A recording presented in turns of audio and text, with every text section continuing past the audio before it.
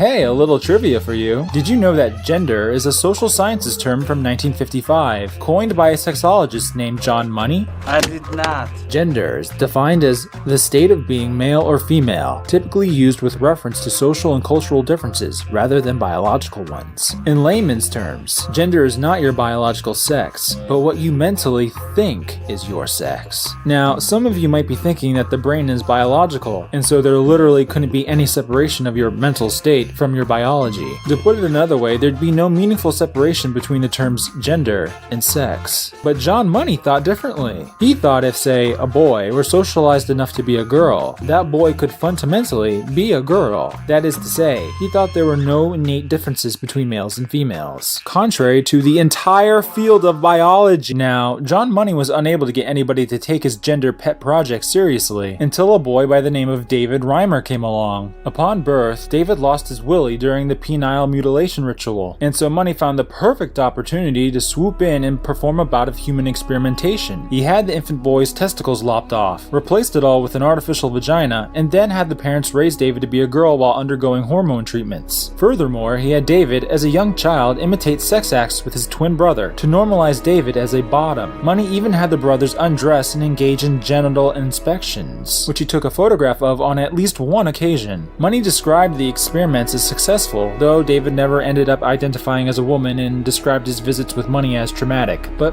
whatever, close enough. Except that in adulthood, David's brother killed himself by ODing on antidepressants, and David later shot himself in the head with a sawed-off shotgun. You're always going to see people that are going to say, well, the Dave Reimer case could have been successful. I'm living proof, and if you're not going to take my word as gospel, because I have lived through it, who else are you going to listen to? Who else is there? I've lived through it.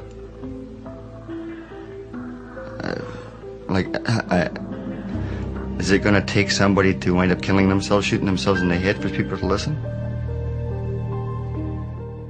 To this day, there isn't a single shred of evidence supporting the existence of gender, in humans or the rest of the animal kingdom for that matter. So remember kids, when you use the term gender, you're using the unproven terminology of a mad scientist who happily committed human experimentation, tortured a pair of twin boys, and drove them both to suicide, and got away with it.